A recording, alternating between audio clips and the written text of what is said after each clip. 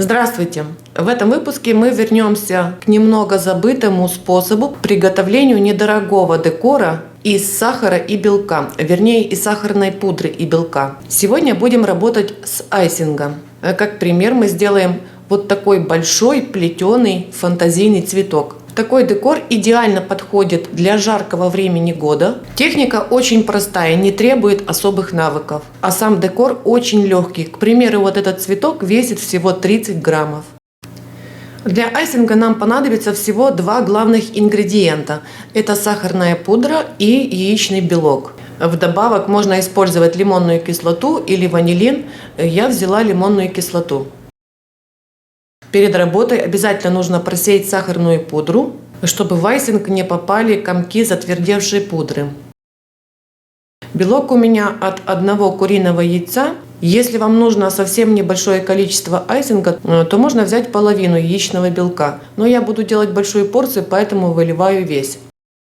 Выливаем белок в чашу и сразу добавляю лимонную кислоту. Взбиваем белок, но смотрите, больше чем 15 секунд взбивать не нужно, вот до появления пузырьков.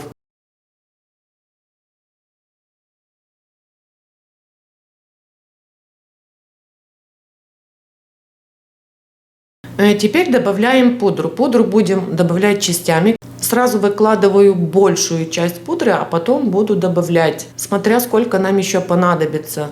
Главное добиться той консистенции, которая нужна для айсинга. Сначала миксер не включаю, вот так смешаю белок с пудрой, чтобы она не выпрыгивала из чаши. И теперь взбиваем.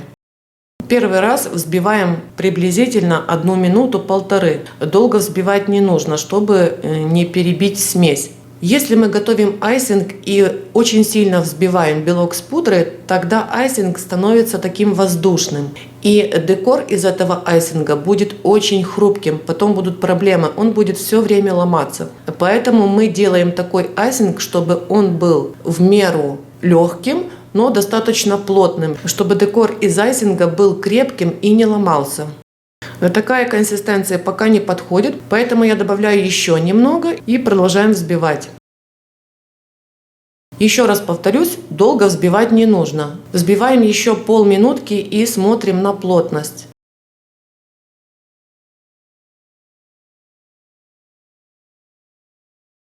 Я вижу, что айсинг по плотности такой, как мне нужен. Останавливаюсь. Вот посмотрите, у меня еще осталось некоторое количество пудры, но я его больше добавлять не буду, потому что вот такая консистенция идеально подходит для такой работы, как я вам сегодня покажу. Посмотрите, какой он эластичный. Вот такая консистенция идеально подходит для приготовления такого декора. Айсинг висит на лопатке, но не сползает. Это хорошо. Отлично держится, значит декор получится хороший. Теперь очень важный момент. Такой айсинг нельзя держать просто открытым. Его нужно держать либо в контейнере, либо просто вот в чаше под пленкой. Обязательно, потому что быстро будет подсыхать, обветриваться, и он будет непригоден к работе. Поэтому я накрываю пленкой плотно. Также можно хранить его несколько дней в холодильнике. Или вот прямо перед работой в помещении, но все время должен быть закрытым. Прямо перед работой набираю небольшую часть, то есть снимаю пленку, набираю в кондитерский мешок немного айсинга, а остальную часть опять накрываю плотно пленкой, чтобы айсинг не обветривался. Кондитерский мешок обязательно завязываем для удобства и также для сохранения эластичности айсинга. Я использую насадку номер 1. Делаем проверку, отсаживаем ровную линию на руку. Вот, все хорошо работает, значит начинаем делать декор. Также нам понадобится для работы вот такой стакан. Его можно сделать самому. И ацетатная пленка, несколько листов, так как мы будем делать много вот таких заготовок. Ставим 1 лист ацетатной пленки на скан и начинаем работать. Отсаживаем айсинг обычной линии, вот таким обычным способом.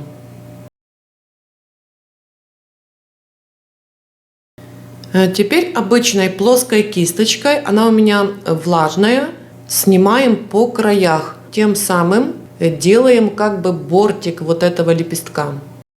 Поставьте возле себя стакан с чистой водой и либо чистое полотенце, либо салфетку. Кисточку моем в стакане с водой и сразу ее протираем, чтобы она была влажная, но не мокрая.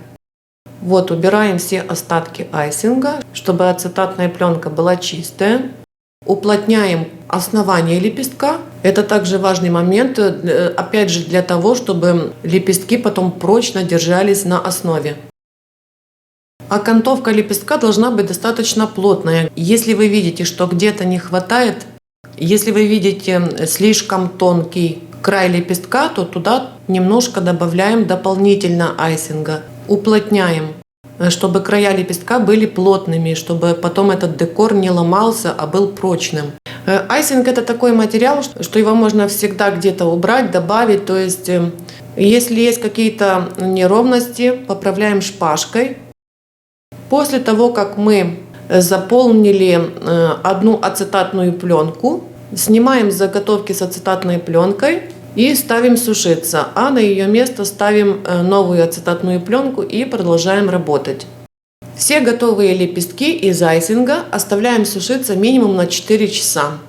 Готовые изделия легко снимаются с ацетатной пленки. Из таких уже частиц мы можем спокойно формировать цветы. Можем делать цветок в один ряд, тоже очень красиво получается, ну или в 2 ряда.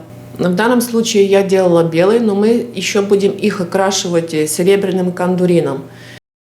Перед окрашиванием сначала я смачиваю влажной кисточкой. Нужно немного увлажнить, чтобы кандурину было за что цепляться. Вот слегка увлажняем лепесток. И теперь покрываем его серебряным кандурином. Для одного большого цветка я покрасила 10 штук. Теперь переходим к сборке цветка. Нам нужен небольшой круг для опоры. Берем обычную фольгу. Фольгу нужно смять. Делаем сначала вот такой жгутик. И потом сворачиваем в кольцо. Закрепляем 2 стороны. И у нас получается вот такой круг. Он нам будет как опора для лепестков. Самодельный круг ставим на поднос и на ацетатную пленку. Теперь по центру отсаживаем сердцевинку для цветка. И сразу после этого крепим лепестки острой частью к центру. Там, где мы с вами уплотняли уголки, это и есть основание. Аккуратненько вставляем вот так по кругу, 5 штук. Берем сначала крупные лепестки, а сверху у нас пойдут меньшие лепестки. Вот здесь у меня немножко не хватает сердцевинки, поэтому добавляю еще немного айсинга. И круг из фольги оказался немного маленьким, поэтому можно взять обычную бумагу и подложить под лепестки, чтобы они находились в определенном положении. Сверху выкладываю таким же образом 2-й ряд лепестков.